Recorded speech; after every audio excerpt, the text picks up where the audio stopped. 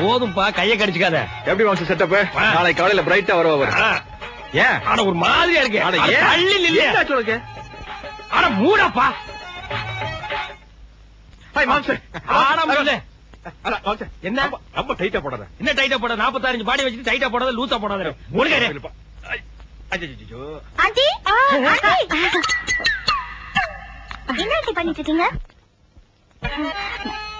எங்க அவரை காணோம்? அது மறுபடியும் ஒரு பிராக்சர், மறுபடியும் ஒரு ஆபரேஷன். என்ன சொல்றீங்க? ஆமா, இந்த டாக்டர் இன்ஸ்டால்மெண்ட்ல தான் ஆபரேஷன் பண்றாரு.